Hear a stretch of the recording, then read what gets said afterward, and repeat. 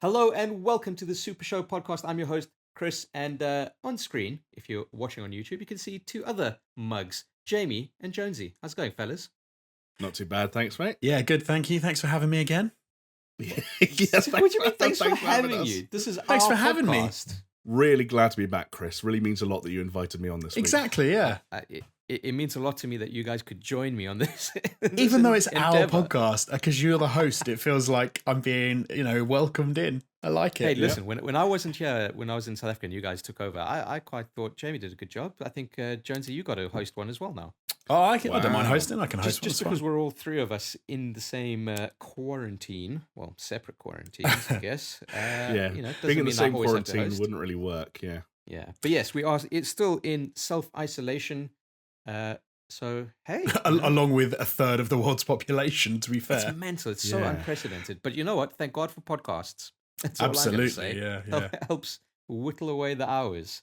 All right, guys. Before we Exactly. kind of get into the news and what we've been playing, because there's been some big releases recently. But before we get into all of that, I just want to let people know that if you're watching on YouTube, we are available on your podcast platform of choice. So iTunes, Spotify, Google Podcasts, I think Deezer, iHeartRadio, blah, blah, blah. Whatever it is, just search for it.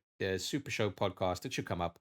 If you're listening, we are on YouTube as well, which is youtube.com/supershowpod, where you can see our glorious faces on webcam. Hi. That was a way for anyone listening to the audio version. Yeah.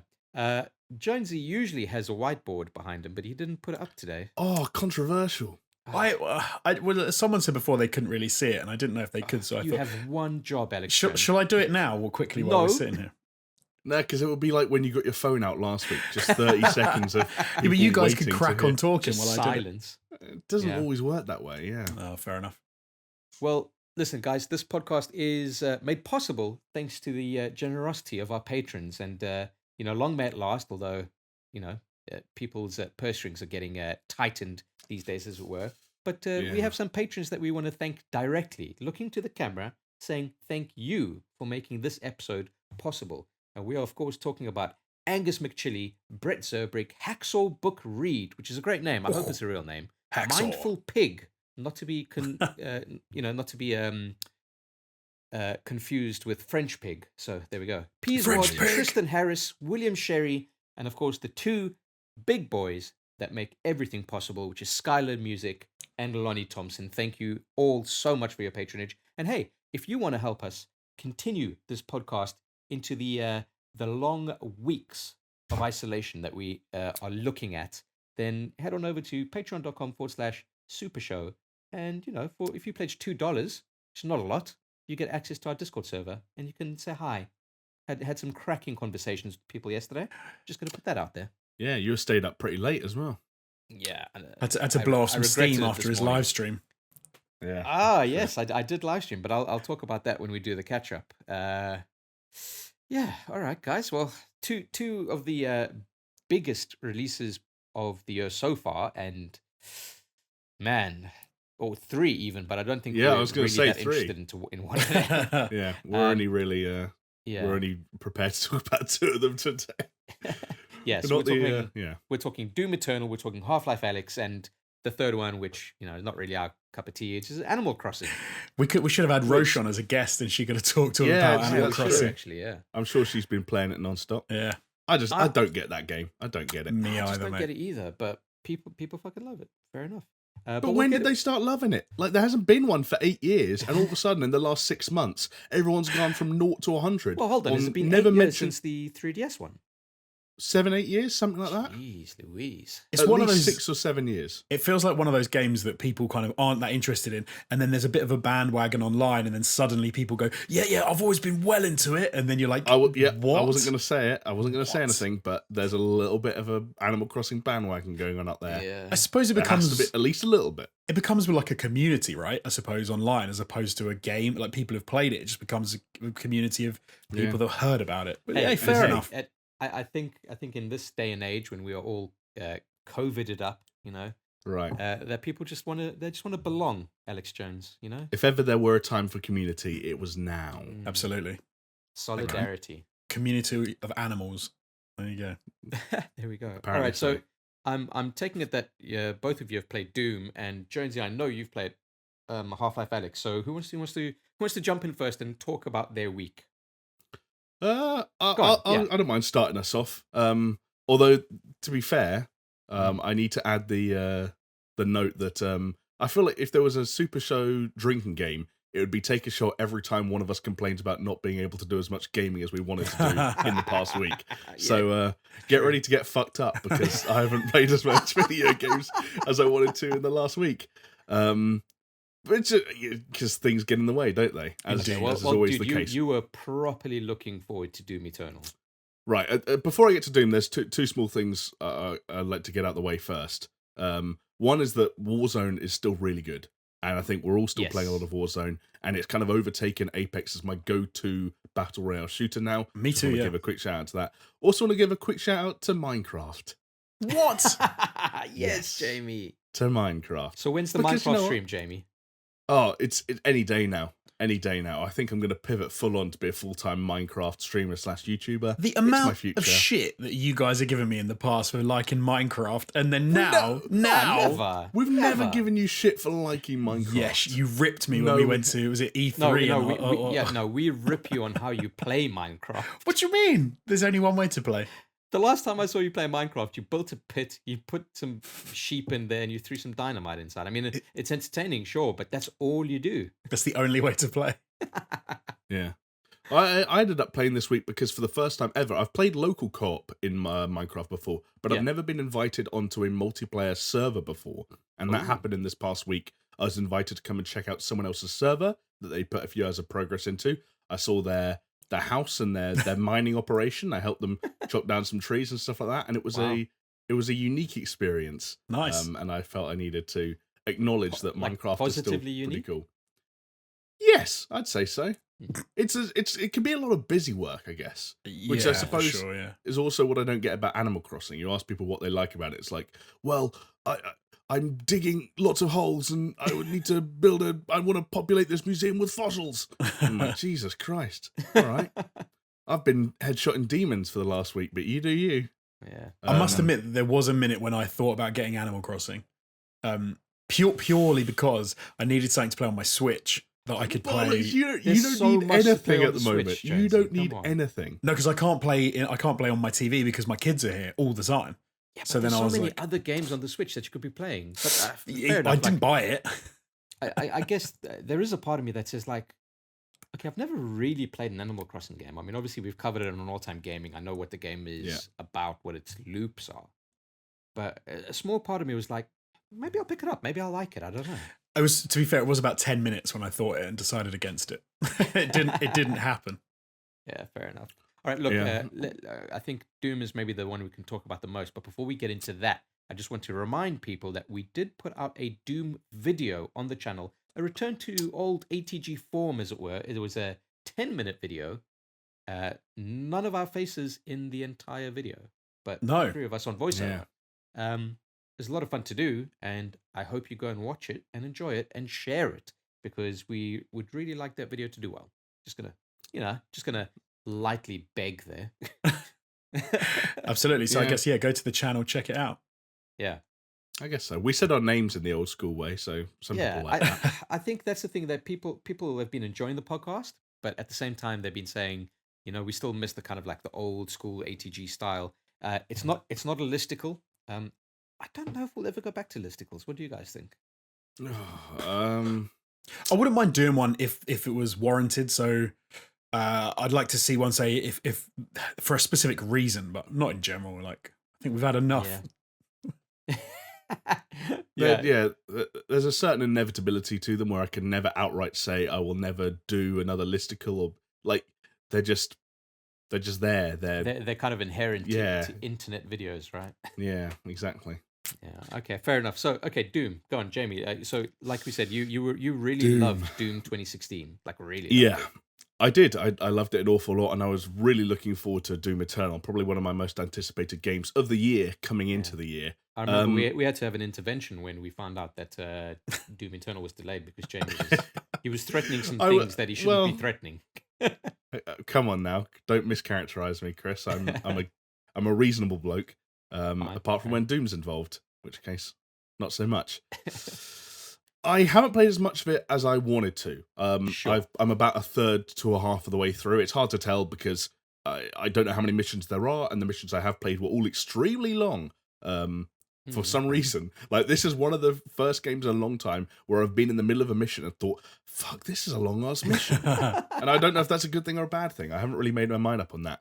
I Which guess it also depends on if you enjoy the gameplay, right? Right, which I do. I think that's the most important thing. The bottom line here is that Doom formula is still there and it's still works because it worked in 2016. So why wouldn't it work here? Yeah. Sure. There are still times, especially in certain parts of certain levels, Slayer gates. I'll also give a shout out to there. These little cut-off areas where you're almost in these little arenas. You have your full weapon arsenal, you have all your equipment arsenal, and you're in the middle of that loop. You're in the thick of the action, and everything just feels right. And when the music kicks in as well, Oh yeah. it's an extremely unique feeling, and it really gets the blood pumping. Okay. Nice. The weird thing is though, and the things I like about the game far outweigh the things that I don't.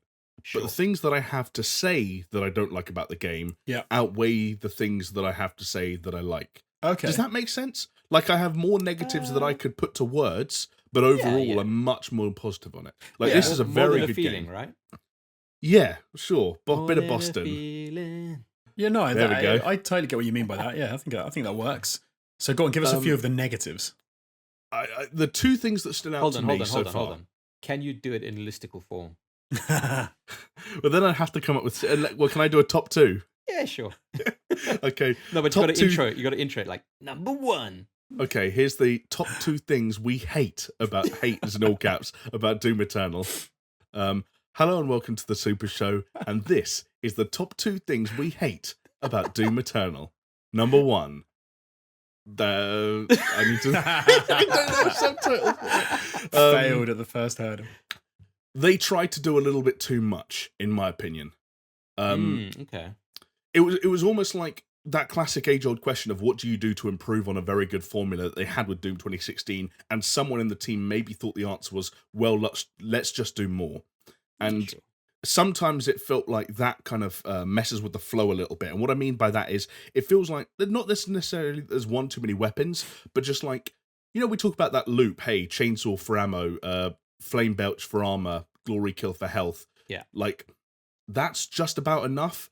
But then you've got like a grenade on R1, but then you change your type of grenade to an ice grenade on the left on the D-pad. And also every weapon has at least 2, sometimes 3 mods. And some mods are better than others for destroying weak points, which are new to the game. And weak points sometimes in some contexts feel more like a necessity than an option. They're not a way to kill a thing faster. They're something you have to do to not die yourself. Sure, yeah. And there were times where I just felt, okay, this is becoming a little bit overwhelming in the way that Doom 2016 didn't. Not overwhelming because there's too many enemies and I feel like I'm going to die, but overwhelming because I've got so many things to remember in the middle of combat that it's getting tough. Yeah. Maybe that's just me. What difficulty level are you on? I'm playing on the one it defaulted to. I think it's called Hurt Me Plenty or something like that. Okay. Which I'm not having a problem with for what it's worth. There's a system in the game where you pick up extra lives, and if you have an extra life, when you die, you just keep going and burns that extra life. And at one point, I had 10 of them, which gives you an indication of, this game's. I probably could turn the difficulty up one notch, but I'm not gonna. Yeah, fair enough. You just want to experience it how you want to experience it. Yeah, exactly. And how do you feel about the Marauders? Because I know online a lot of people are complaining. Like I think I've only fought one once, Right. Okay. and it's the most I've died to in any one sequence. But those are the dudes with the big axes, right?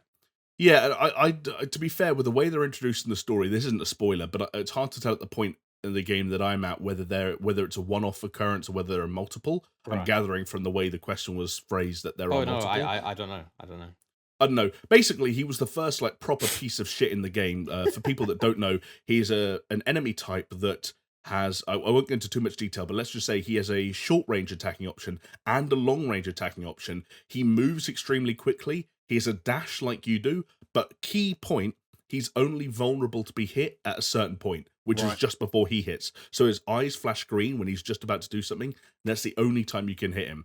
Any other time you try to shoot him, he's got a shield. And that took a long time to get my head around, especially because fighting one enemy is not a great way to experience Doom because they have to populate the arena with other really weak mobs so that you can still get health and ammo. Sure. And sometimes that felt like they're struggling to justify a boss fight here because I can't do the loop on one dude because he can't die. Right. Do you know what I mean?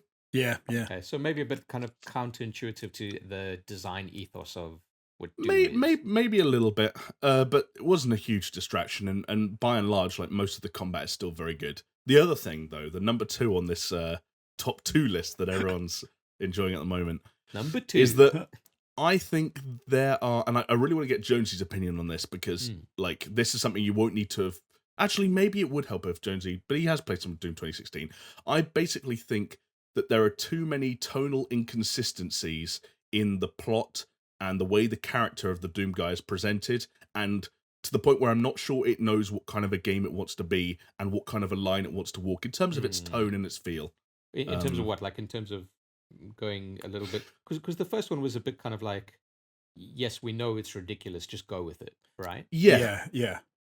Like there's a feeling I get that the first one had a crazy. Like, I'm imagining it being Hugo Martin, by the way, who's one of the game co-directors, a crazy guy in the back of the room who had all these crazy ideas, and the rest of the team kind of went, "We're not sure if people are going to like that, but we'll try this and we'll try that." And 90% of the ideas he had were shot down, 10% were kept in, and what you get was a game that was kind of like giving you a knowing wink without being obvious. The Doom guy's attitude, the way he punched screens out the way, a lot of the writing, like demonic invasion in progress, like this really kind of like outlandish stuff that obviously was tongue in cheek, but was kind of like I said, a knowing wink more than anything else.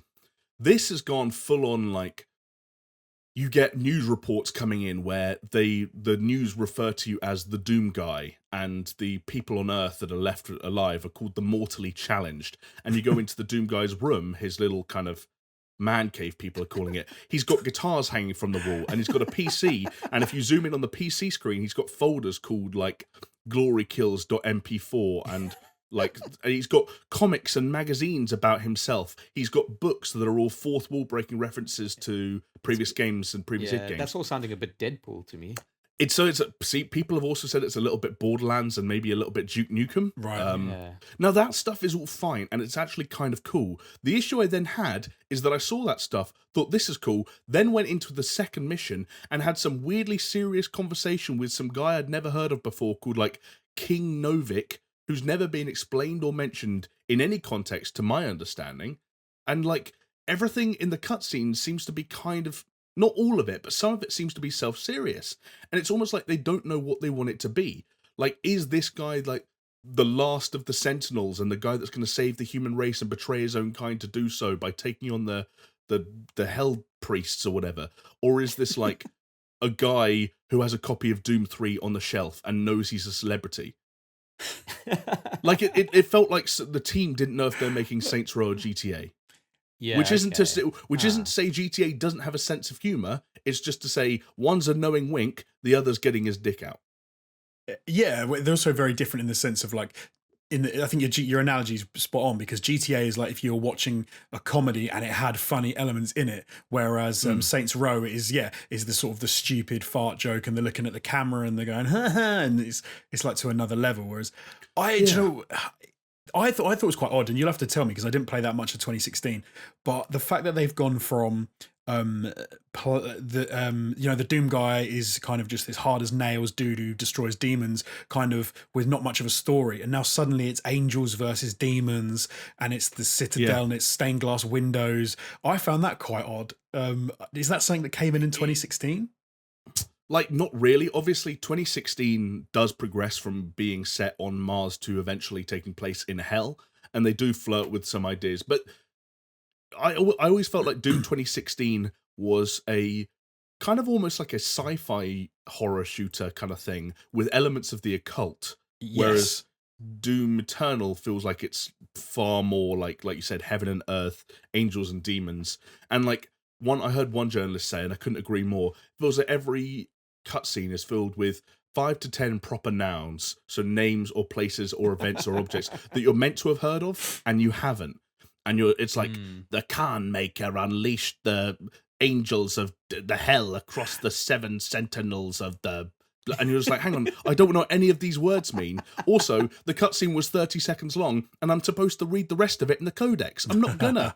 Do you know what it reminds me a little bit of? Is when they did what was the films with the zombie films with Ash with the chainsaw hand? Evil Dead. Yeah, Evil Dead. Yeah. So you know how Evil Dead went from one was kind of like this silly in the cabins Evil Dead thing, then Yeah. 2 was kind of the same thing, and then 3 almost tried to explain everything that had come before.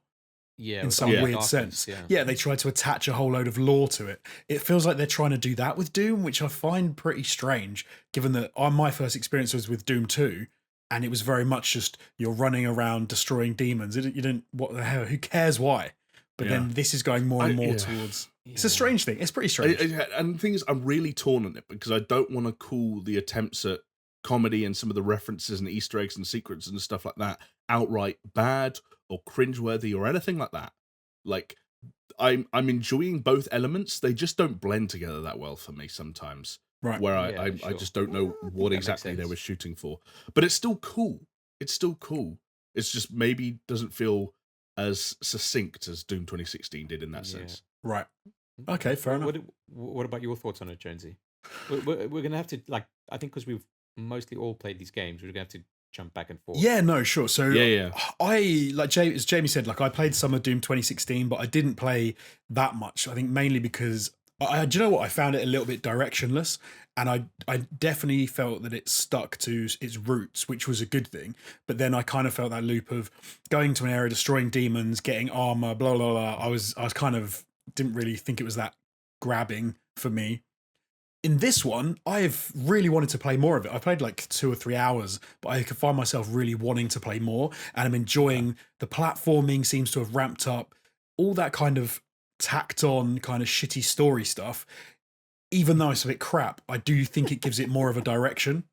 So I would even say it almost feels a bit Destiny to me. Kind of like that sci-fi, but sort of right, like that wizard came from the moon bullshit. Exactly, yeah, precisely. So you've got like the sci-fi side where you're on the spaceship hovering above Earth, but then you go down to the planet and it's all like we're saying angels, demons, glowy orbs and things.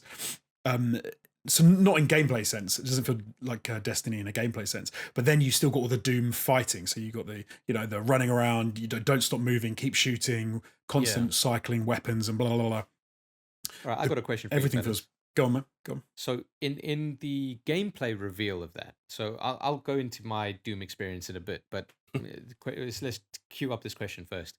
So in the gameplay reveal where there's like, oh yeah, look, you've got this grappling hook on your fucking shotgun and shit, and you've got these double jumps, and it's like fucking the video was Doom guy or the Doom Slayer, whatever you want to call him, jumping around like at breakneck speeds, and it very much was no longer a horizontal gameplay. It was like horizontal, vertical, like very much a 3D space arena. Yeah. How successful do you think that was? Because I remember watching that gameplay stuff and thinking, this looks absolutely fucking mental, and I don't know if I like it.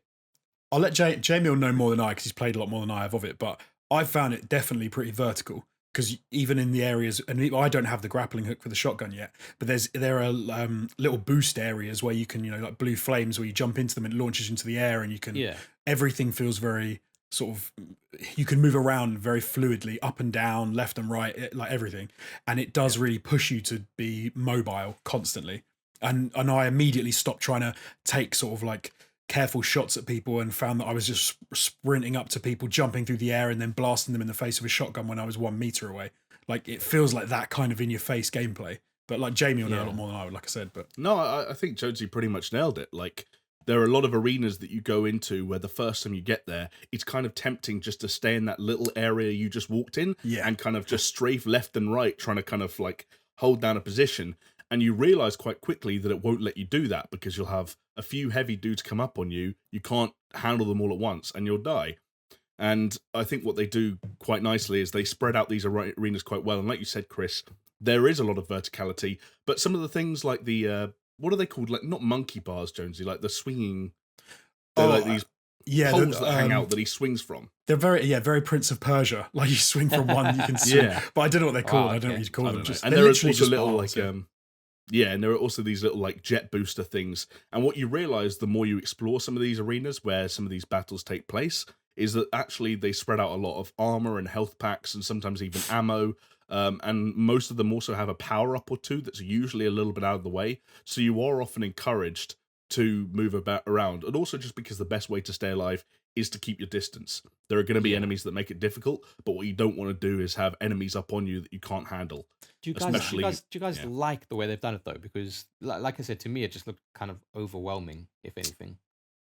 I do. I prefer it to Doom 2016. From what I've played so far, I'm totally into it, and I want to play more of it. So I think the overwhelming part doesn't come from traversing the environment or finding out where to move or where to stay. I think the overwhelming part comes from like immediately reading the situation and knowing how that equates to what you've got and what you need to do. Right. Okay. By which I mean, like, right, I need armor, so I've got to flame belch these guys. There's one of those snaky guys slithering around, so I need to change from my frag grenade to my ice grenade, fire it off, and hopefully my equipment is all charged up.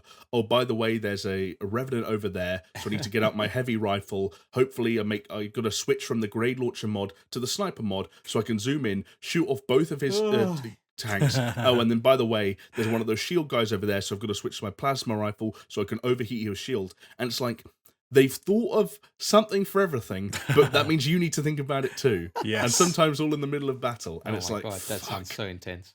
It is. It's a very intense. They do ease you into it, though. I think the first two things that I came across was like one of the big arachnid spider things. Arachnotrons. And then and what you have, like Jamie was saying, sometimes you have to hit a weak point to take them out. And with those guys, you need to take out their cannon on their back because they're just going to like bombard you otherwise. And the way you do that is you shoot a sticky grenade from the mod on your shotgun to hit it, to blow it up, which makes it much easier to kill. Then you've also got one of the I don't know what they're called again, like the floating eyeball cyclops things. Cacodemon, of course. The ones that have been around since like the beginning of Doom. But for those, you need to shoot them in the open mouth with a sticky grenade, or throw a grenade in their mouth so they eat it and then they become vulnerable and then you can glory kill them.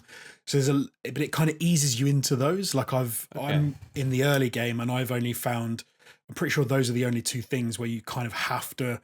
It feels like you have to interact with them in a certain way. But as Jamie said, like, I'm sure as I get more into it, it's going to become slightly overwhelming in that you need to switch your mods, your weapons, your grenade types. Yeah. And I've already got like the flamethrower, I've got the grenades, and I'm like, shit in hell, I've got a lot of stuff going on. So, yeah, by the time I was watching Steph, by the way, stream this game on Mixer, this was the other day, when the streaming embargo came down. And I was watching him come up against one of these guys. I forget their names, but they're like, kind of like half snake, half demon things that slither around, and they're extremely quick. And Steph was fighting them, and he nearly died, and he said they were the most annoying thing that he'd fought in the game. And I knew, because I'd seen a preview, that the way you were meant to take them down was you were meant to hit them with an ice grenade. And I told Steph, you got to use your ice grenade, and he at that time didn't even remember the button to switch from frag grenade to ice grenade. And I thought, oh, Steph's not paying attention. By the time I got there in the game, I was like, do you know what? No, he's right. It is overkill to a certain extent, in my opinion. Right. Like, Doom 2016 was great without a lot of that stuff. Yeah. And I know I'm sounding really negative. This is still, like, my favorite game of the year so far. Like, I really do fucking love this game. There's just things I wish that were slightly better, maybe. The menus as well, like saying about buttons and what buttons push, the menus are ugly as fuck. Like, I really don't like the menus. Probably gross. one too many upgrade systems as well.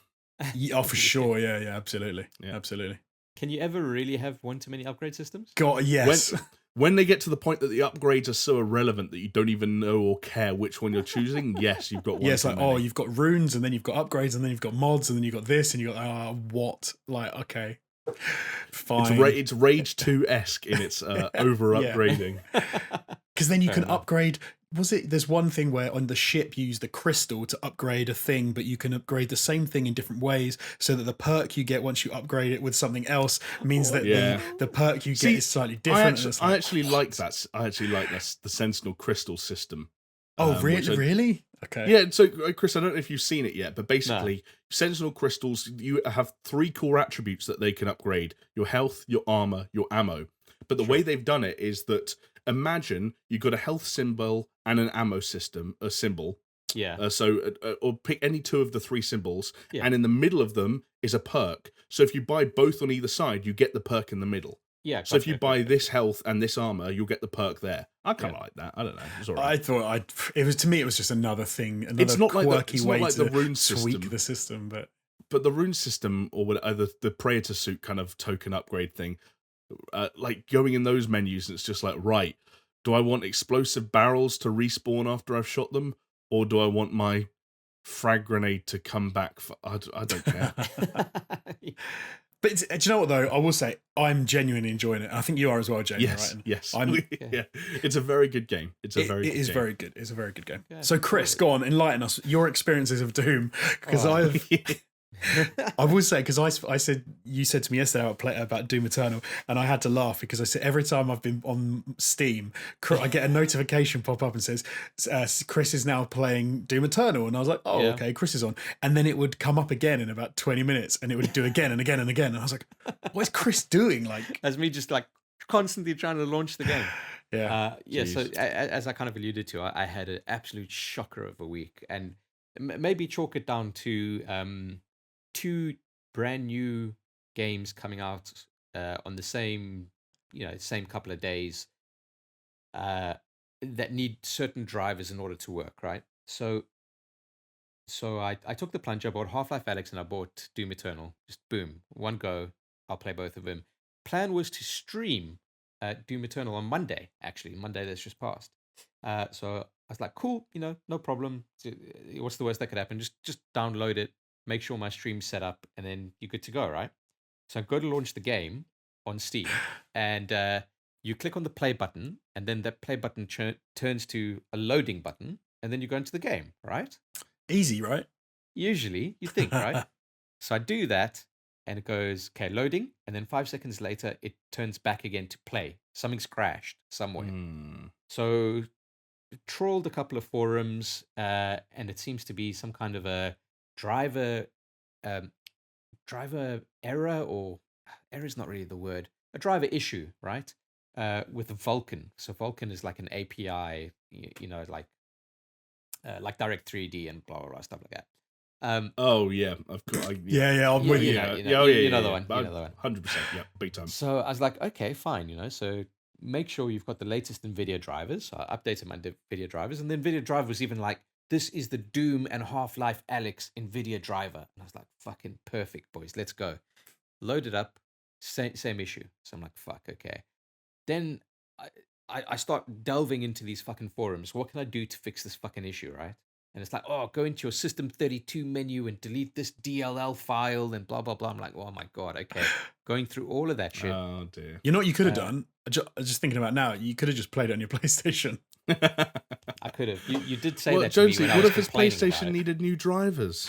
Yeah, that's true. What if the PlayStation needed and you had to delete a DLL file from your Yeah, PlayStation from 32 folder? PS32. Yeah. But I had a real nightmare. And eventually, I got through to Bethesda customer support. Oh Because wow. on their FAQ, it says laptops are not supported at this time, and I was like, Yes. what? That My is mad. laptop- When you showed us that, I was genuinely Yeah. like, how can they release a game with I that? didn't think that was like possible. properly, the spec on my laptop is equal to the recommended settings for 1080p gaming. So I don't know what they were thinking with that one. So I was like, fuck, I'm not going to ever be able to play this game, and I'm just going to have to get a refund, right? And I was so sour about it. I was like, I'm not even going to play it on PlayStation. Fuck them. Oh, geez. So I left it, right? And then I'm like, cool, let's move on to the next game. Let's move on to Half-Life Alyx. Okay, so I get out the Oculus Because Rift. going from that to VR is going to be great fun. That's Oh, yeah. that's always No problem free. troubleshooting to be done there. No, well, you know what my thinking was? Is like, okay, well, obviously I want to play Half-Life Alyx, but it's like, I'm already in the kind of like technical component way of thinking of Oh, computers. right. So it's like, Okay, yeah. I can smash this, right? So load up my Oculus, and then my headset's not switching on at all.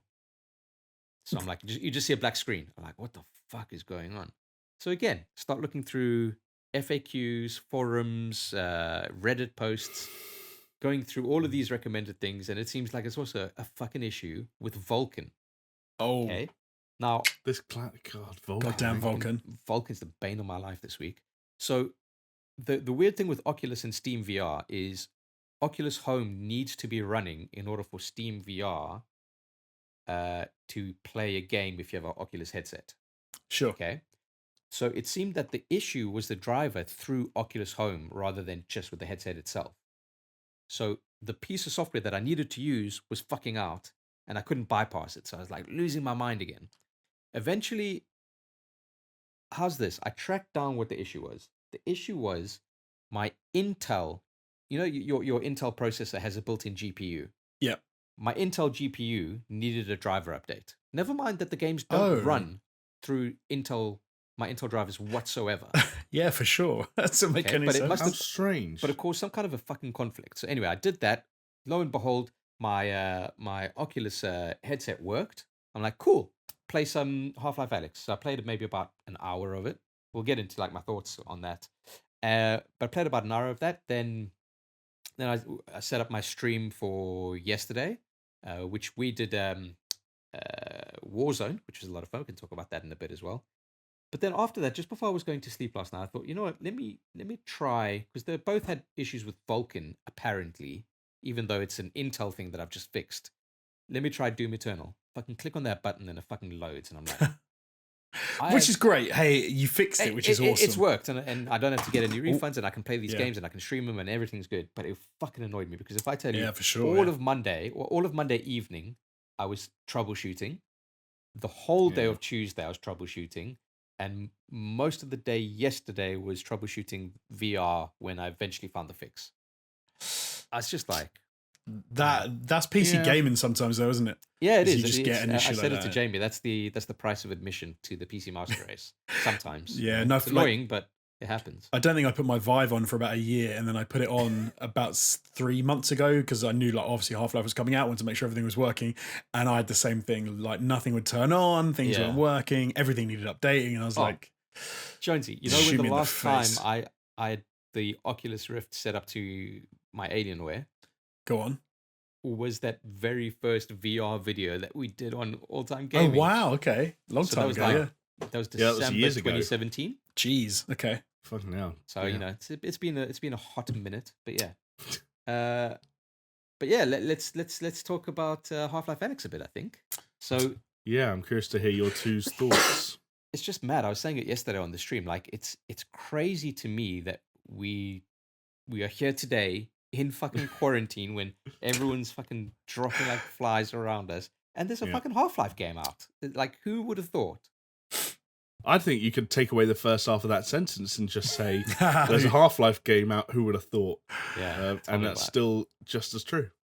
I've tweaked my views a little bit on that. I know I said something a bit spicy yesterday when you said there's a Half-Life game out, and I said, is it really a Half-Life game? But I might rescind those comments because I was thinking about that a little bit more. But so, Chris, what are your thoughts so far on Half-Life Alyx? I'm interested to hear what you think. It's still early days, right? Like I haven't necessarily come up against any enemies to shoot. So like very early days, but it's more a case of like, hey, it's showing you the ideas behind the game. You know, pick this up and how to use your gravity gloves, and you know how to fucking traverse and this, that, the other. So I'm still getting used to it. It's a lot of fun so far. Obviously, I've only scratched the surface. But what's really cool to me, what really kind of stood out, is when you start the game, and you're on this rooftop, and then one of those fucking 3-legged striders comes by, and you're looking at this thing, and you're like, this thing is fucking massive. The scale is definitely something which is kind of incredible.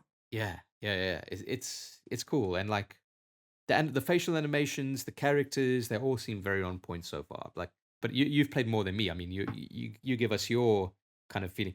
Jamie, you just sit back because you don't. You know, I'm enjoying listening because I'm just as curious about this as I'm sure the folks at home are.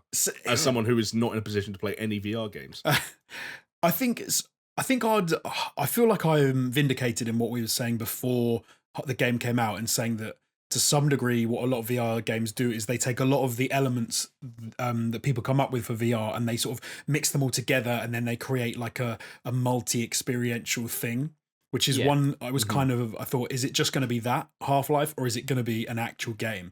And they definitely have used that sort of combining of experiential VR things, but they definitely have made a game out of it. So one thing I will say is, for me, because it's effectively a traversal game, right? You start at point A and you need to go to point B, and then you need to go, much like Half-Life 2 or whatever. Yeah. Is that you start at a point and you need to go through and you meet other people and you experience things and you go through different environments. Wait, Jonesy, so it's like a video game almost. No, but I mean, in the sense of it definitely feels like you're journeying. I know. I'm kind of picking up what you're putting down. Like, no, but I don't know how to put it. But not. Jonesy, sorry, I don't want to jump the gun here. But would you say that there's maybe some combat and a few puzzles along the way? Like, that's the thing. No, like it doesn't. No combat, no puzzles. Confirmed. Half-Life Alyx 2020. Alex Jones. But it doesn't feel like that's the main part for me anyway. And from what I've played like 4 hours. Whereas like Doom was talking about, you kind of have things to do, right?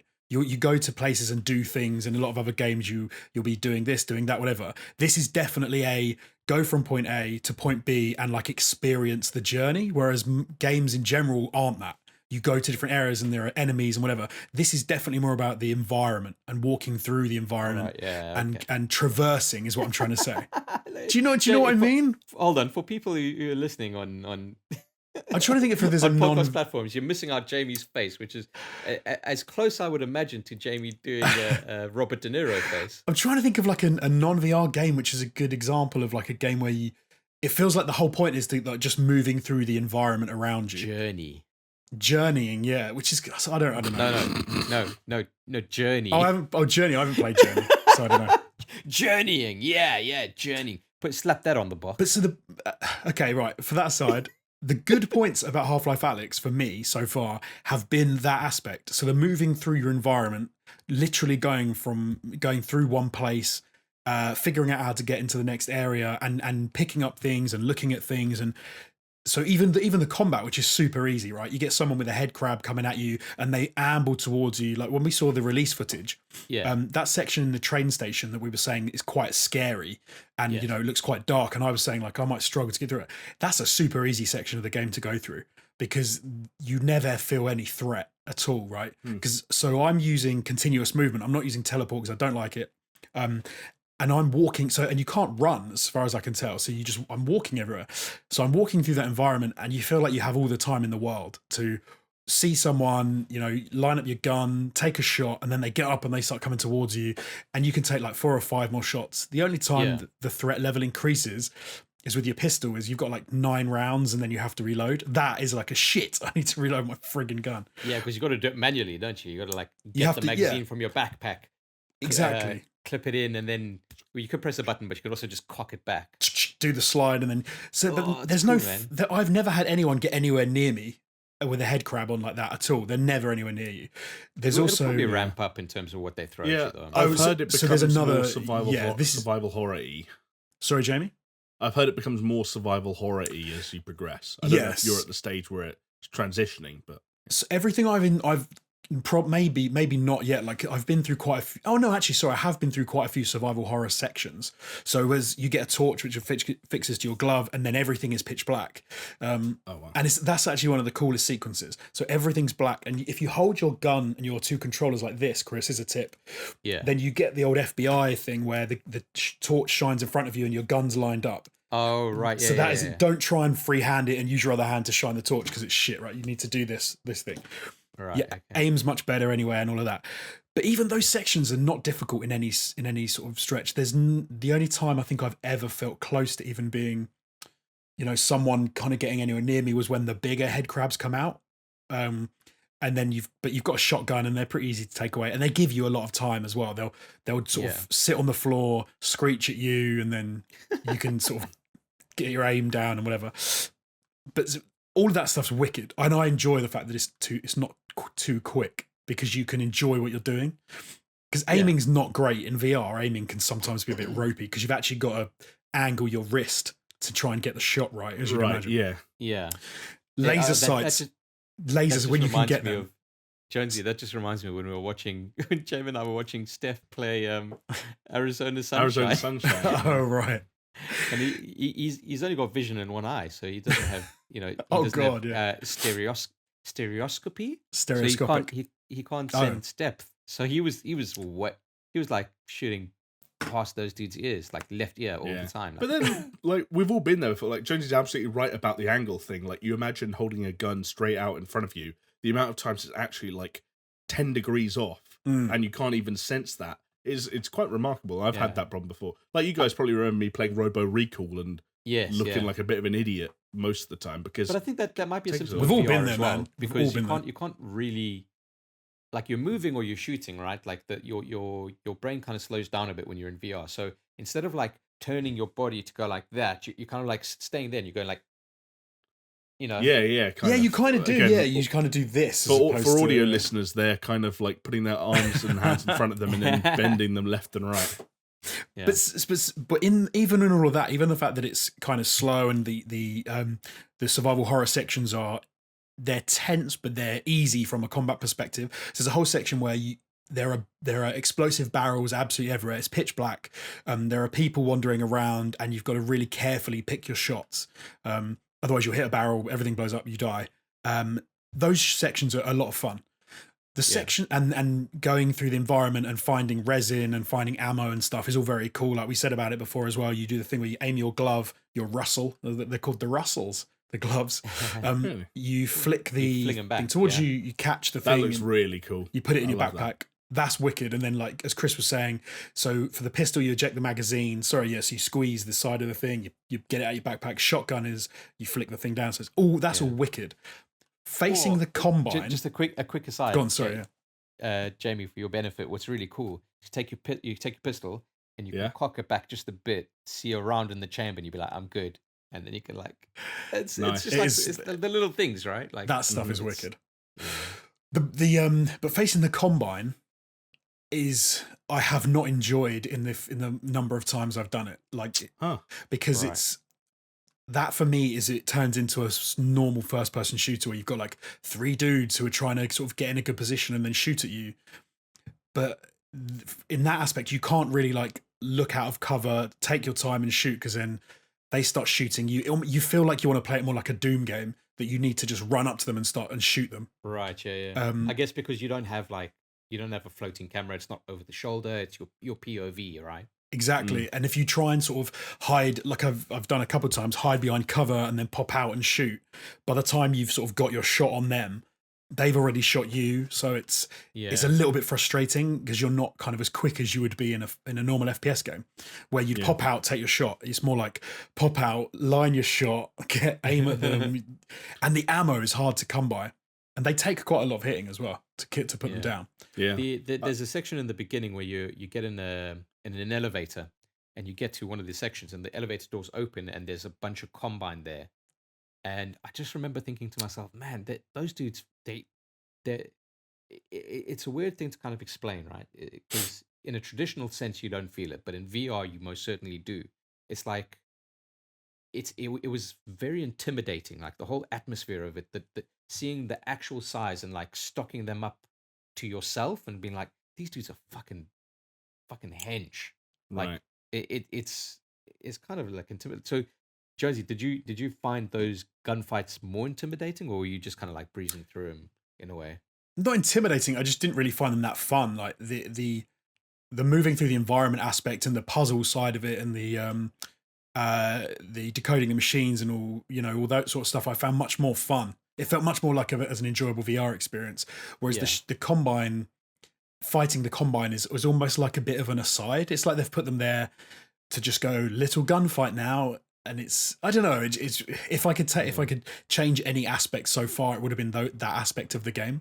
Whereas there are sections where, you find grenades, like I found like 5, 6, 7 grenades, and you can just drop them off of these railings and to blow up the zombie guys below you.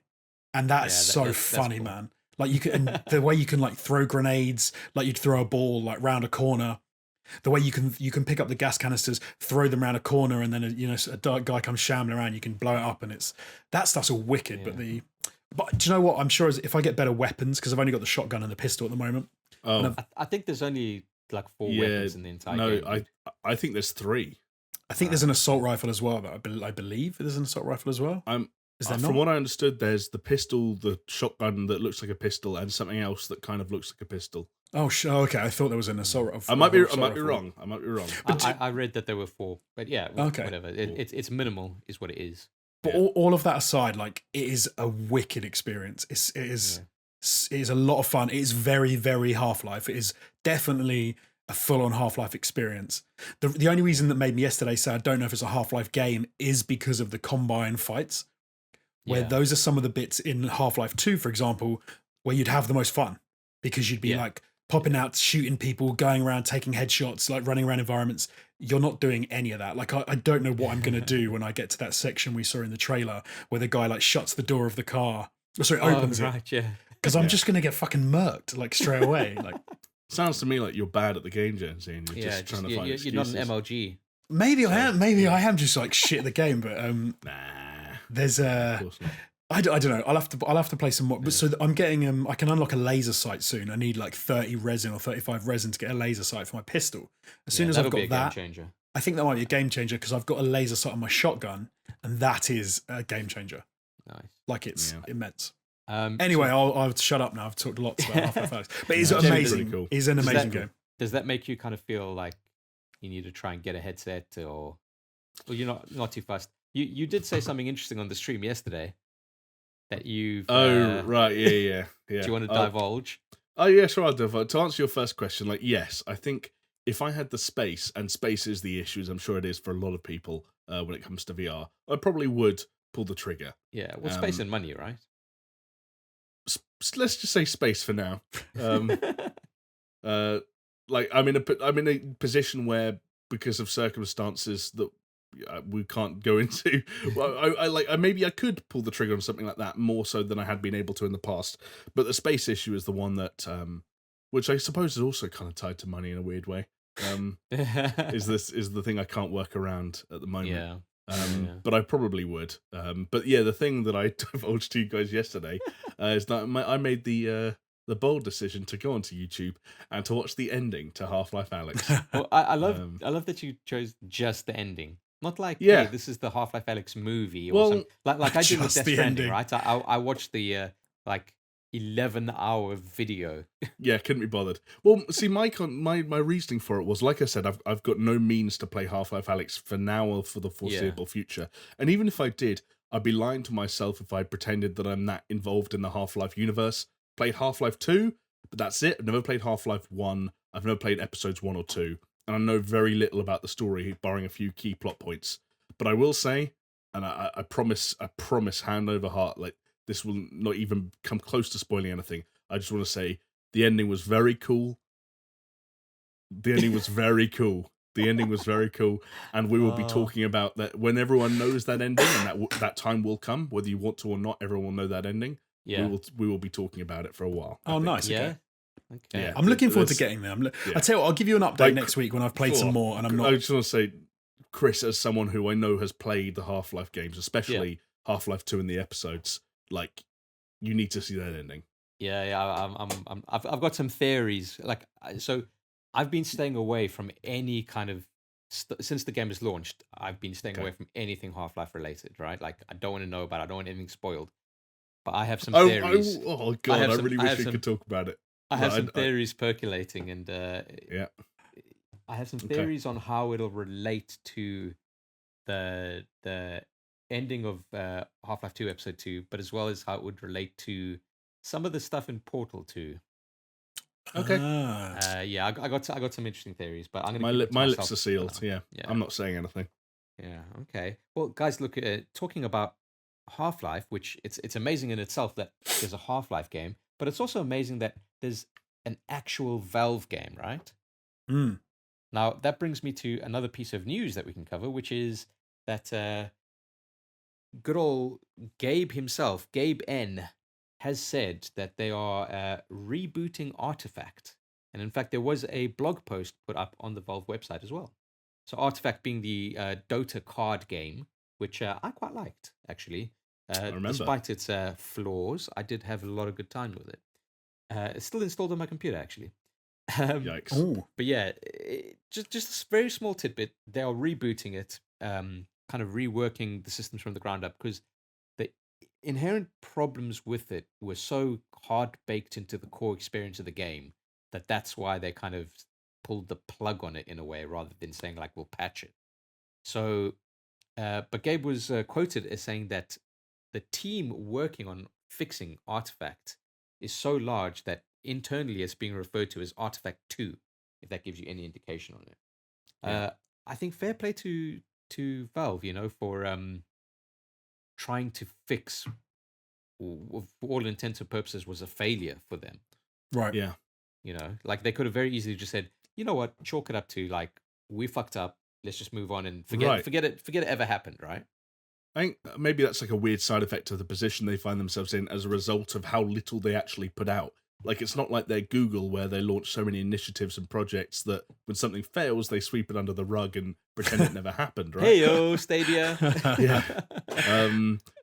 Valve have the other end of the spectrum in terms of what they have to deal with, in that every time they do release something, it's such a big deal that if there's a problem, they have to own it one way or another. Yeah. But this is obviously, in video game terms, this is the right way of owning it. And I'm encouraged, but not interested at all by this news. If you weren't interested in it before you got your hands on the game and realized what it was, then Plus, fair the enough. weird thing is, I don't remember Artifact coming out and the problem being that it was outright bad. Like, I remember people liking it, but just not being into it. Yeah, I kind of remember, Chris. I remember you talking about it, Chris, but I don't remember anything sort of negative around it. I liked it, man, but there was a couple of things. There was a bit of RNG based in how the game kind of plays out, right? And for a card game where it's very much about your strategy, to have a large element of RNG in it is maybe not the best idea. The other thing was, it was a paid-for game. It probably should have been free to play. Is this the point which, like I said, I've got no idea what RNG is, and you've just said it twice. Random number generator. All right, okay. Sorry, dude. Yeah, it's a weird one, because I always know what RNG stood for, but how it relates to games sometimes, like, the definition doesn't make sense. Like, I always just took it to mean like an element that is random, basically. That's basically what it is. And there's different types of RNG. There's like straight RNG and pseudo random RNG. So let's say you got let's use a terminology you'd understand, right? Like, so let's say you've got a gun, a rifle, and it's got a 10% chance of doing a headshot, right? Yeah. But then it's hardly ever a fact that, like, when you take a shot, it'll roll a dice, and it'll have a 10% chance of doing that. Pseudo random kind of increases your odds, because it's like, hey, if the first one didn't get you your 10%, the next shot will maybe get you like 15%. It's almost like a definite 10%. So you would always, whereas in real life, you wouldn't necessarily hit at all if you did it like, say, 10 times. Okay, cool. Yeah, exactly. So there's a bunch of different stuff like that. But in terms of what's the issue with RNG? Why don't people like it? So it's like I said, when you've got a strategy game where it's very much you work out a strategy, in this instance cards, right? And you're like, these are my decks, this is what it'll do, and this is what I can take care of if this other strategy comes up against me, right? But then in the game, what it does is it puts down these things on the board where it says this card will be going up against this card, and this card will be going up against this other card, and that system was random. Okay. So if you're facing the board, you're looking at it's weird to kind of explain without knowing the game. If you're looking at the board, you've got a card down on your side, and there's a card in front of you that you can see on the other player's side, and you now do a strategy to deal with that card. Sure, yeah. But the system that's random says, actually, you're not going to be facing that card. You're going to be facing the card next to it. Oh, right. Okay. It was a weird system, and one that I wasn't too happy with. I think it would have been okay if they had another system in order to game that random element of it to, push it more in your favor. But, whatever. That was one instance. The other instance is the viability and effectiveness of the different cards, blah, blah, blah. It's all pretty boring. It's all pretty redundant. And weren't you at this buying stage. packs or something? Packs with more cards? Or have I made that up? So they didn't release any expansions. Like, Hearthstone, they release an expansion every now and then. It was just the starter deck. It was just the starter deck, and then you could buy packs, which of the main kind of starter deck, and then that would be random. But their whole idea was, no, you can just go to the market, like the user market, and just buy from there. Right. The problem was that the best cards obviously were fucking astronomical, and the worst cards were like a fraction of a cent. So it's all a bit pointless. Wouldn't they make it with like the Magic the Gathering guy or something like that? And I feel like that game has got the same issue where, well, not issue, but the same thing where some cards are worth thousands of dollars now. Yeah, but there was this other thing. They were like, if you wanted to play a particular game mode, I'm rusty on it, but it was basically what I can recall. It was if you wanted to play against other people, you had to use a ticket, and you had to buy those tickets. Oh, right. That's ringing a weird bell now. Yeah. You mentioned that. That's like, actually thinking of it, that's probably the biggest fucking issue with that game. Yeah. Because you could always play with people, but it didn't mean anything. But then if you played the mode where it did mean something, you had to pay. I don't remember what was it, like ranked or whatever it was? Yeah, you had to use up a ticket, and I think it was like if you won the game, you got a ticket back, and if you lost the game, like shit out of luck. That's rough, man. If you lose the ticket. That's kind of harsh. The monetization model in that game was absolute trash, and I think that's probably the main reason why it kind of failed as it did. Okay. Yeah. But yeah, but you know that's we'll see. Let's talk about the other thing that we did, right? Because I streamed yesterday on my streaming channel, which is Twitch TV/Hot Panic. You nearly had a hot panic as well, didn't you? The plug. I had the biggest fucking hot panic because my settings were all screwed up. I don't know. The first time you're going to stream in a new platform, it's bound to not go great, right? Yeah. Yeah. But I think I've sorted it. I say that, but I think I have sorted it. I also found out that there is a tool where you can stream offline and it analyzes your stream. And I only found that out after the stream. So, fair enough. But yeah, I'll be getting better at that. But we all jumped into a game of Call of Duty Warzone, which we've spoken about before. But I know you guys may have some more to say on that. I'm still really enjoying it. I think it's good. Yeah, me too, man. It's definitely like Jamie said. It's my go-to if I want to play a battle royale game. Then that's what I'm gonna jump in and play. Really enjoying it. A lot of fun with it. Yeah, pretty much the same for me. We had a pretty excellent run on our. I think we only played like 2 matches because the first match that we played was really going really well for us, wasn't it? Yeah, we did. I think we did well in. No, was it the second game? I think we did well in. Oh yeah, I think you had issue in the first one. Yes, yeah. So the second game of like what I would consider the main thing where I kind of like dropped all my graphic settings to try and get it to run. But yeah, we had a really good run. Yeah, what did we do? Six matches. Sixth or 5th? I can't remember. I think it was sixth was the best we did. Yeah. So and that was just fun, man. That was like you guys would get knocked down, and then I'd see like a dude running by, I'd kill him, and then I'd get knocked down, and you guys would like revive. Yeah, I revived Jonesy 3 times in one match, and he got like a trophy for it. I got like I think I got a hard to kill trophy because I just kept getting rezzed. It was great. Wow, I love how you got that trophy and looked like Jamie got the trophy for like being called like a fucking field medic or something. Hacksaw Ridge. I must say, like, so I have to point out that the horrendous minute I had, and I think it was the third game we played where Chris was down and I went running over to him to res him, and I thought, but I actually thought it was Jamie that was down and Chris was up, and I actually just ran up to a team of 3 people who hadn't even noticed I was there, and I didn't realize that they weren't Chris until I was like 2 meters away, and I could have unloaded on all of them and didn't until the last second, and I got about 3 shots in before they all turned around and just gunned me down. So yeah, there you go. That was a bit of a shit show, but we still had some decent matches. We did. Got some kills. Yeah, it's good. I'd like to get involved with some of the. I mean, I've just been playing with you guys so far, but I'd like to get involved with like Steph Professional? and Martin. Yeah. I'm gonna go. This is my announcement, guys. I'm going pro. God, what was that? No ways.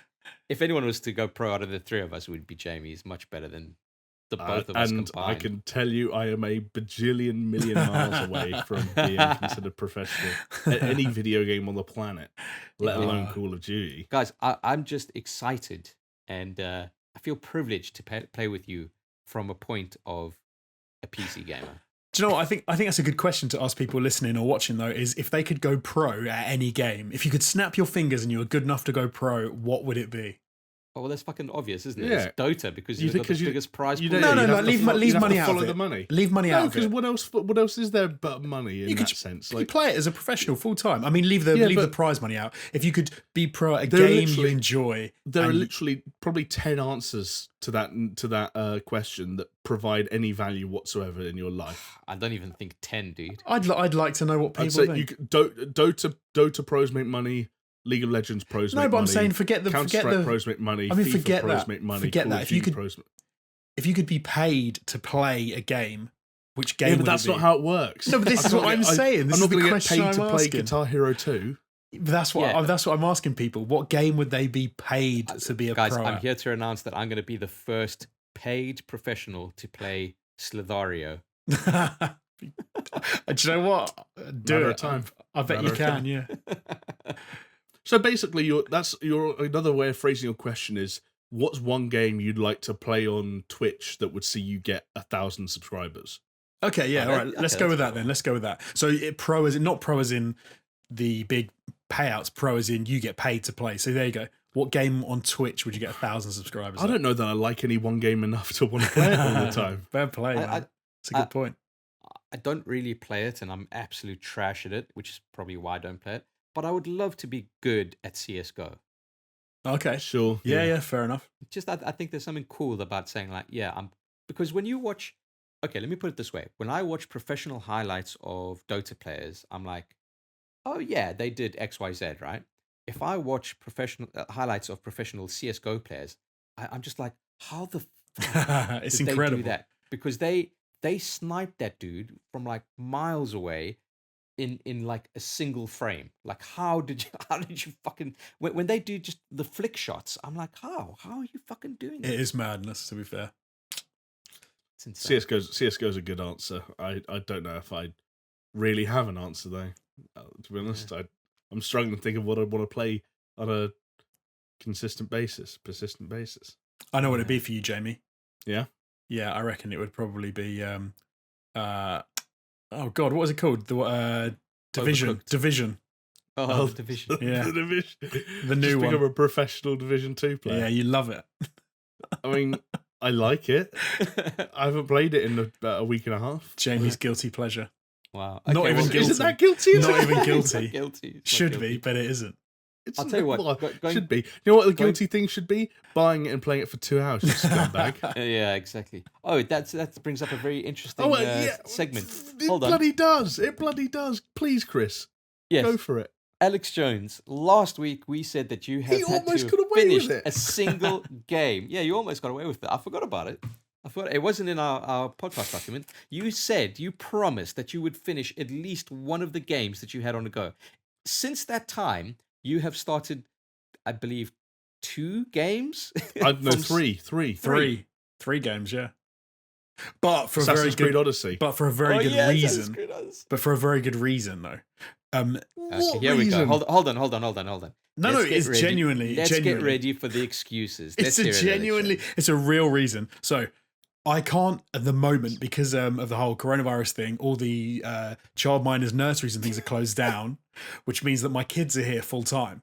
Which means that I can't play on my PlayStation because I'm in like the main room and that's where they are as well. So I can't play BioShock or really Shadow of the Colossus because my kids are like toddlers. So anything like that, even my 3-year-old is like, "Why are you stabbing that big bird?" And I'm like, "Don't watch, look away." So hold on. Anyway, So what anyway. you're telling me is you can't take your PlayStation away from your television and plug it into your computer monitor in the next No, room. man, I'm not doing that. That'd be horrendous. Like a little, I think that'd be shocking. We gave you homework, Alex Jones, and we said that there were going to be repercussions. So anyway, so because I couldn't do that, I was playing something on my PC because I was like, oh, I need like a bit of a break. So then I was playing Assassin's Creed. I played some of, and obviously I've been doing some Half-Life Alyx because I wanted to get some footage for that for a video that I'm making for my own channel. So I've done a bit of that. Oh. Yeah, but But you then- didn't need to buy Doom Eternal, like, with all due respect. Oh, I Do what ju- you I just want, really but you wanted didn't to. need to. I really wanted to play it, and then I played it, and You it was really good, wanted so I to played play some it? more. So I could God. at the time that I played Doom Eternal, I played for about 3 hours. I could have spent that time playing. Okay, well, something else, to be Jonesy, fair. I'm going to have to be Judge Judy over here, all right? And And- Chris, An can I get one executioner. extra piece of evidence in there for you? Yes, please do. Present it for the court. A message that Jonesy sent. This is Thursday. We're recording this right now. Yeah. A message Jonesy sent on Tuesday night. Yes. So less than 48 hours ago, that said, "Oh yes, I will indeed finish a game. Shadow of the Colossus for sure.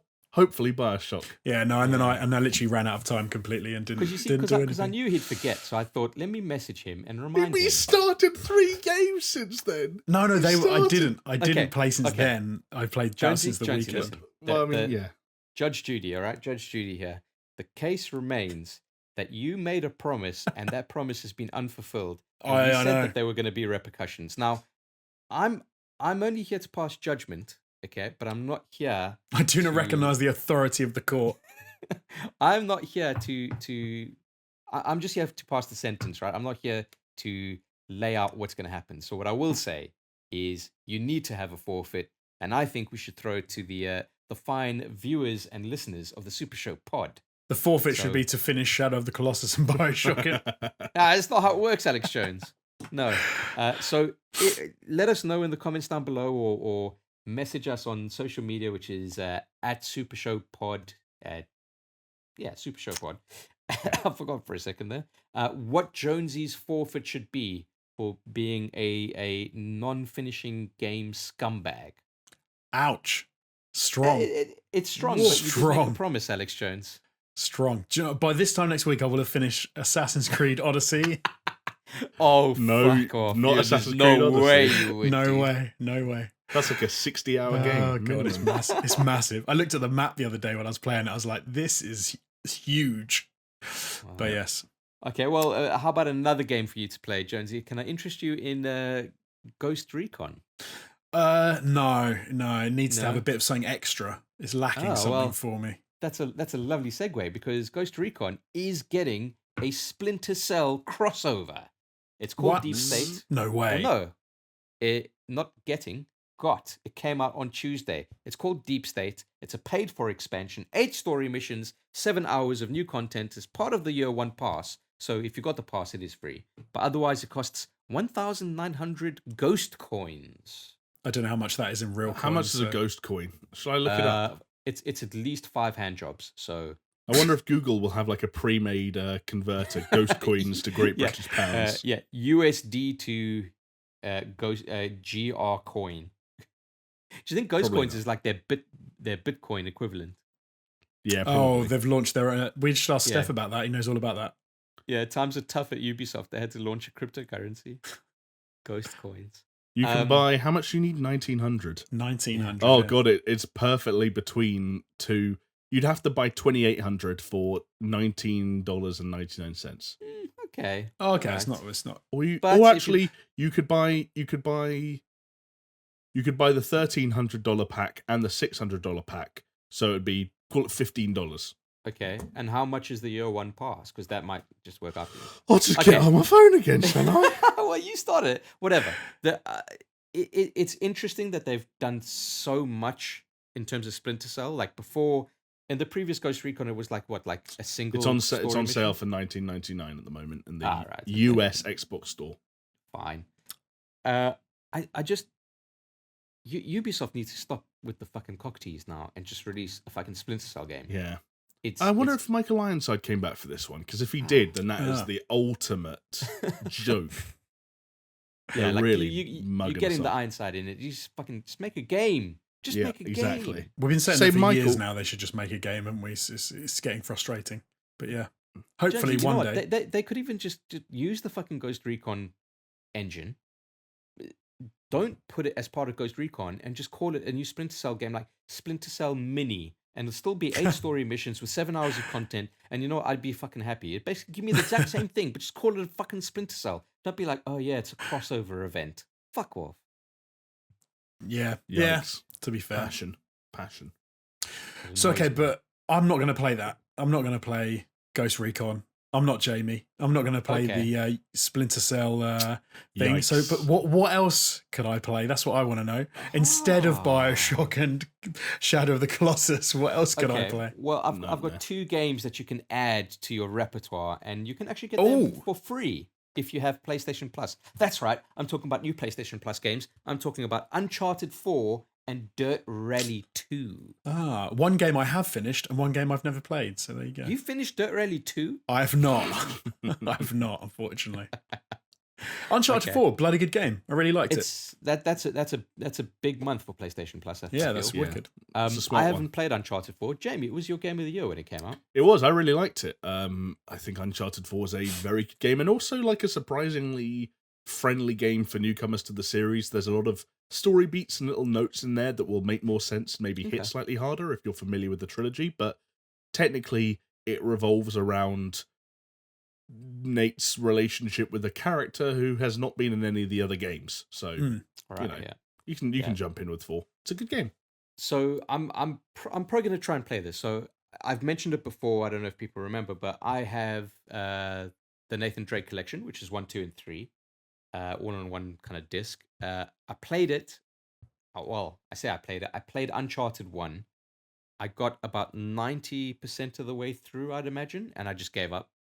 I was so fucking frustrated with that game. I hated every single minute of it.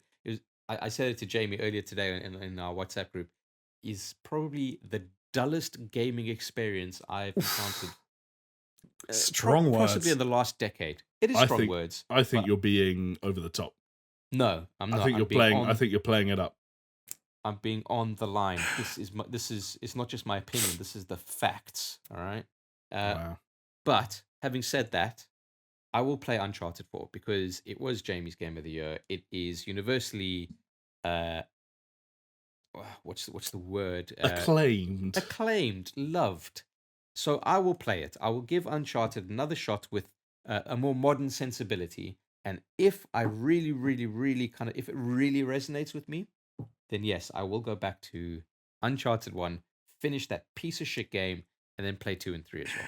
I think 4's felt very different because it was more of that open world, little hubby bits, and it felt a bit more like you could do what you wanted and you're a bit freer. But 4 is fantastic, definitely worth a blast. Definitely worth playing for free. I mean, absolutely, yeah. Well, that's the easy bit about it, right? And I want to say I'm not going to play Dirt Rally 2, but I do want to give a shout out to Dirt 2 before Colin McRae's Dirt became Dirt Rally. I don't know what a weird lineage of gaming that is. The fact that Dirt Rally 2 used to be Colin McRae, but yeah, the old school Dirt 2 on the last generation consoles. Colin McRae died. They can't keep on calling it Colin McRae, right? Because it's not. Well, I don't know. Is it? Is everyone else still? Tiger Woods well, they stopped using Tiger Woods. John Madden's still alive, I guess. He's still alive, yeah. Is Sid Meier alive? Yeah. Tom Clancy's dead. That's true. That's very true. Yeah. That's true. But it's not a sports game, though. True. What other sports Jonah Lomu Rugby? Did they stop doing that? Yeah, they stopped that, dude, when Jonah Lomu stopped playing rugby. Wait, I think they did. Of course they did, yeah. I think one Jonah Lomu game came out, weirdly recently. Oh, really? Yeah, I've got to look that up now, otherwise... Oh, what about Brian Lara Cricket? Oh, Brian Lara Cricket, they don't make them anymore. Yeah. What was that weird one that you... Hold on, yeah, the cricket one that you liked, the dude's name. What was it? Oh, Don Bradman. He's dead. Yeah, Don Bradman cricket. Don Bradman. One of the BMX guys died, right? Matt Hoffman, did he die?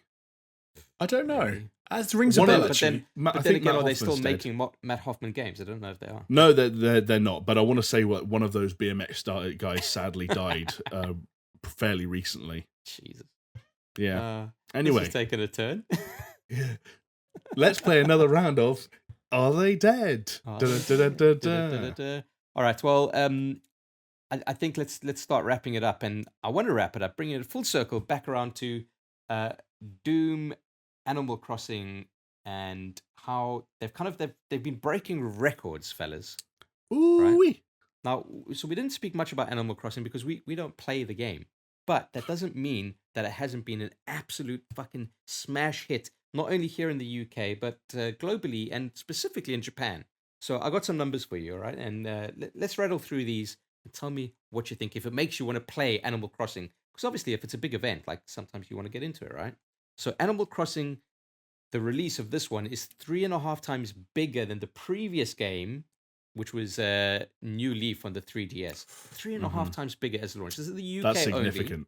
That's This very is big. UK only at the moment.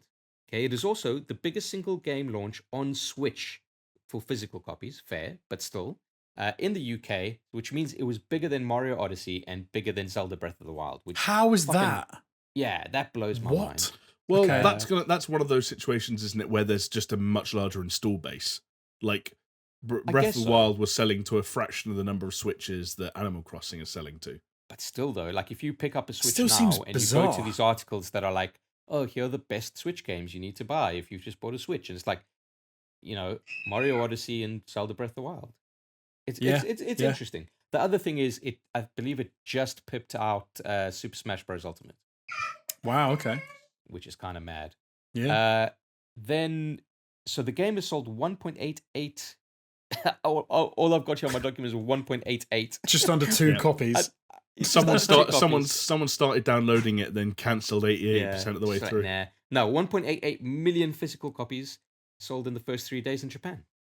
That is a shitload of games. Yeah. I don't get it. When you feel like you've missed out on something, like it's just passed you by and you don't get it. I think that's me in Animal Crossing. Dude, I just don't get it. Like It's the same with me and Pokemon, to be fair. It's fucking passed me by. But Yeah. Listen, this Animal Crossing is on track to be the biggest selling game of all time in Japan. Like, let that sink in. That's according to Famitsu magazine. But let that sink in. The biggest selling game of all time is... That does sound mental, doesn't it? Okay, but I'm gonna say, have these guys never played Brian Lara cricket? Like, but Right, or like Joe Maloney Rugby Challenge or something. But okay, I'm going to say that because I think you also said as well, right? So there's nearly 400,000 Switches have been sold, right? In the last 7 days, which is the highest ever for Switches in Japan. yeah. I'm going to go out on a limb and say that Animal Crossing, the number of Switches being sold, all of that is massively tied to the fact that there are billions of people around the world stuck in their houses with nothing to do. And they're like, do you know what? Let me get the cheapest goddamn console that you can buy on the market. I'm going to go and get the Switch. There's a brand new game which has just come out. Nah, because like a PS4 Slim and a fucking Xbox One S are cheaper. Yeah, but you're not going to get them old now. You're not going to go buy one of them, right? You're going to go and buy the what newer kind of thing. blows my mind is so we're in the midst of fucking self-isolation quarantine bullshit, and 1.8 million physical copies were sold. Physical. Spreading the virus. That's what they're doing right there. COVIDiots is what they are. Anyway, the game has a 91% on Metacritic. I mean, that's pretty fucking high. It's very Very good. good. man. For Very good. a game about collecting fossils and Tarantula Island. Hooray. Yeah. Uh, People saw love one animals. What one can you dude say? named his island Cumhole Island, and I thought that was pretty funny. I can't believe Nintendo didn't like ban that from being like used. I don't know. But to a game that you guys have played and that I will start playing is Doom Eternal, has also broken franchise sale records for opening weekend globally. So in other words, all of the Dooms pale in comparison, okay? Because this was double the launch revenue for Doom 2016. I don't find this Double. surprising at all, though. I must admit. Like this, I think this is complete because Doom 2016 was a very good game that was well received, talked about very positively in the last 3.5 years since its release. It's no surprise that when Doom Eternal comes out, everyone's like, hey, they have taken this game to where it should be. It's going to be incredible. I'm going to buy it. Like, I think there was a hell of a lot of people who didn't get on the 2016 bandwagon who are now well and truly sold on it because of that intermediate. I think maybe they intermediate marketed period. it better because it had 100. Look, maybe the self-isolation thing has something to do with it because there were 100,000 players on Steam, which is 3 times more than Doom 2016. Gee, 3 times. That's okay. That's a lot bigger than I would have thought. Though. 3 That's times massive. more the peak. Right, Yeah, right. times more Okay. than the peak.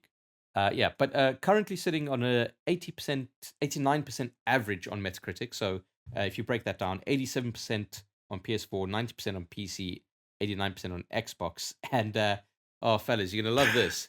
It has yet to be reviewed on Stadia. Oh, what bless them. Yeah. Bless Remember them. Google Stadia? Remember how their whole thing was like, oh yeah, we've got Doom Eternal on launch. It's like, okay, cool, dude. Yeah, fucking hell. What a Dev. shit show. Do you know what it is? It's the Google Glass all over again. Fuck, I mean, it very well might be. Question But is how quickly, yeah. rounding off the trifecta with Half-Life Alyx, it's got a 92% on Metacritic, which is pretty high. Well And, deserved. Well, it takes the lead then, Yeah. of those three. How much of a fucking relief must Valve be feeling? Because like, there must be a part of them that says, you know what, we've just released this fucking Half-Life game. Everyone was like fucking us over, like, wow, where's Half-Life 3? Fucking driving us absolutely mad. And we've just released a Half-Life game into the wild. And there must have been a part of them that thought, you know, like, we think the game is good, obviously, because we made it and we're putting it out. But are people going to like it? Or are they going to like what are they going to pick up what we've been putting down? That's probably why it took so long for us to see another game from them, certainly in a franchise that was already established, just because there's so much pressure in everything they do. Yeah. And there have been like conversations, I believe, since Half-Life Alyx came out, that the reason they stopped Half-Life Episode 3 was because, well, partly because they wanted to get away from the episodic model and it was a little bit restrictive, but also just because there was a pressure to make Half-Life games relevant because of what Half-Life and Half-Life 2 had been to the industry. Yeah. And I don't know if this is going to be talked about as much as Half-Life 2 has been talked about over the last however many years, but it's something. Probably, you know what? Probably depends on the future of VR. Oh, yeah. If VR becomes massive, like in the future somehow, then Half-Life Alyx may well become very important. If it continues to be kind of like an enthusiast product, then probably less so, but still. Yeah, I guess very you're right. good. Like, I guess Half-Life 2 was very much about like narrative and physics, right? That was kind of if you had to distill it, that's what it was. Yeah. And I guess Half-Life Alyx is continuing narrative, but then it's more physics, but in the VR space. So yeah, if VR needs to take off, which I think it will. I think as soon as those headsets get cheaper, they get lighter, they get smaller. Untethered. It's inevitable. Get them untethered. Like I don't know if you guys remember that. Was it Lenovo that had these like? Was it HP? They had these like what they call the next gen VR headsets. And they basically look like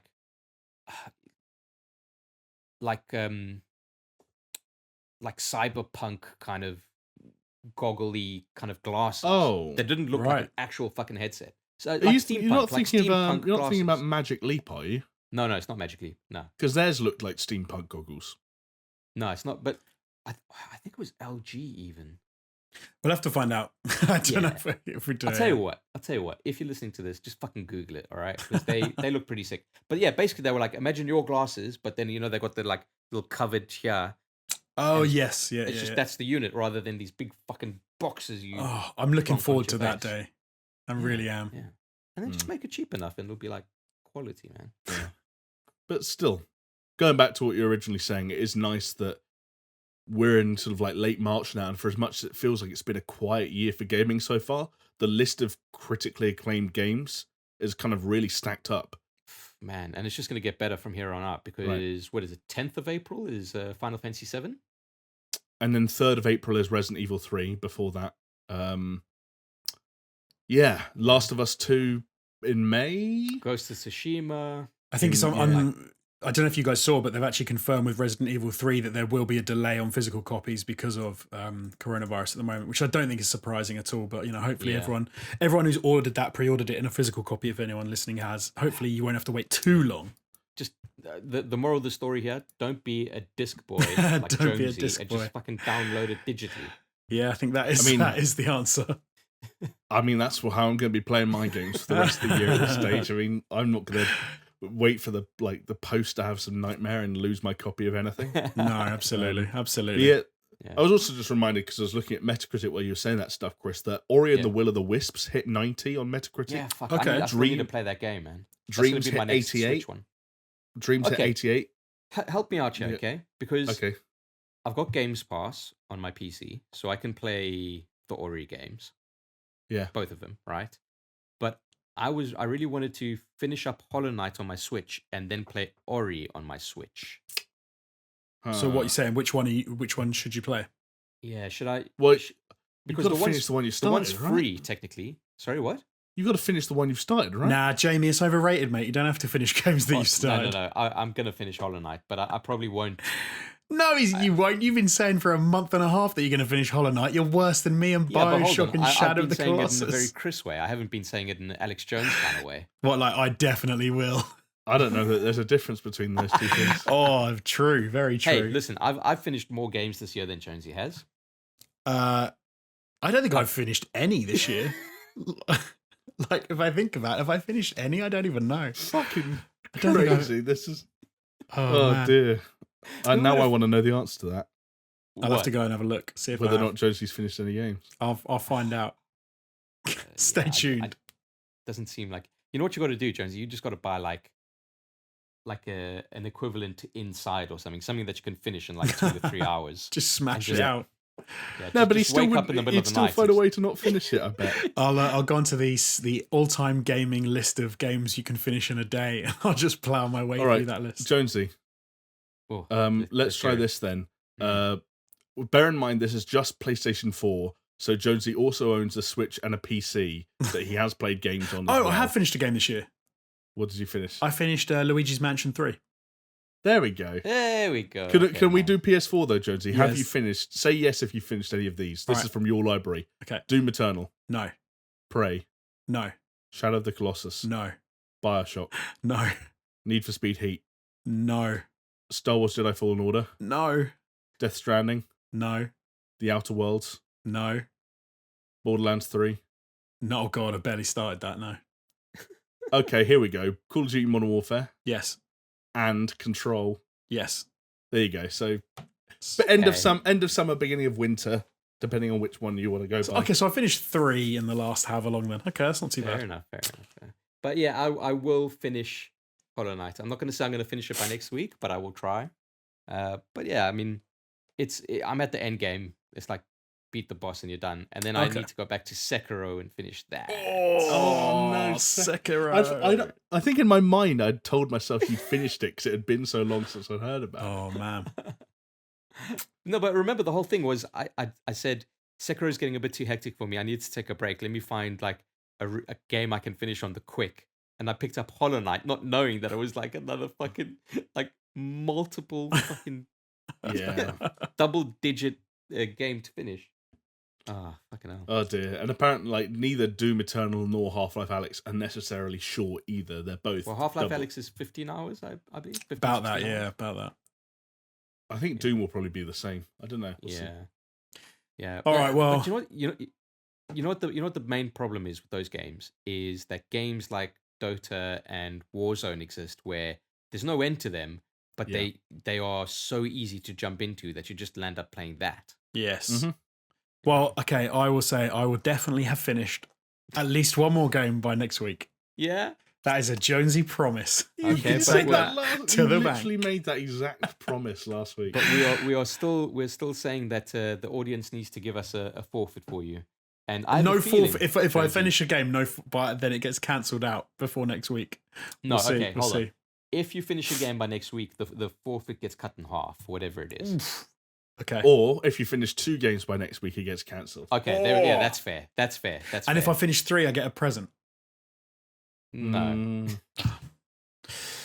Oh well. Yeah, we'll send you a care package. I'm not sending shit. Well, and Jonesy, I don't want to alarm you, but I have an overwhelming feeling that the forfeit is going to be you need to eat dog food. Why is Jamie's thing was always about eating dog food, isn't Jamie's it? thing is always about eating I don't. Eat I some don't dog think food. I came up with it. I think I was No. just the person that was like, You didn't come up with it. You have to be willing to do that. Yeah, and for- you for were us to be so able to willing have to do forfeits. it. Yeah, It was you meant were to- fixated on it, dude. It's almost like, dude, if I you're was- so I fixated was on it, fi- I'll buy you a can of dog No, food. I Like, was you don't have to bring it fixated up on the all fact that time. if you two were unwilling to do that, then we shouldn't have had forfeits at all because they'd have all been rubbish after that. Which is why we never had forfeits, because there's no way else. Yeah. Because No, it was because like, you two it a was two couple things. It of- was like, oh, eat dog food or get electrocuted. And I was just like, we are Christ, trying to like- come up with good forfeits for YouTube, and you two didn't want to do. I don't think anything. I don't think I eating would've- dog food I is a would've good eaten an forfeit. earthworm or something. Oh, Well, you what? should have said that. That's Over fine. dog food? Oh yeah, 100%. What?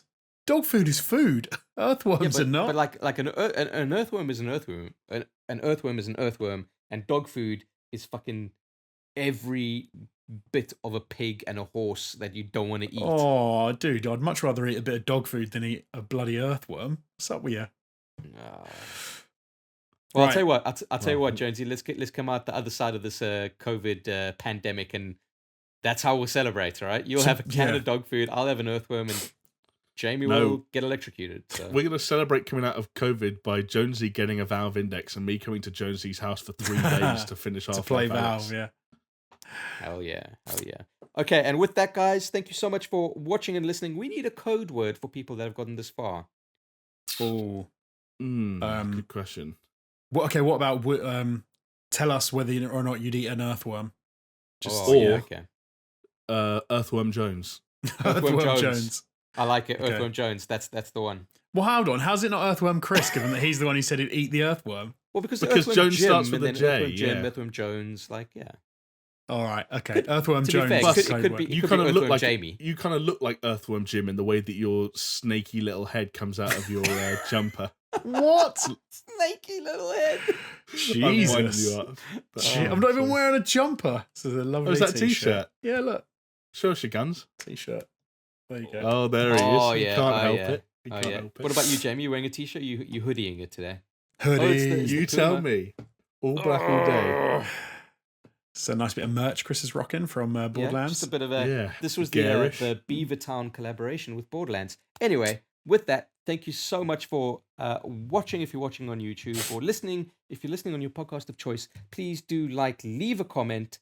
Like, subscribe, 5 stars, all of that dingleberry ding dong bullshit, and hopefully, fingers crossed, you'll hear from us next week.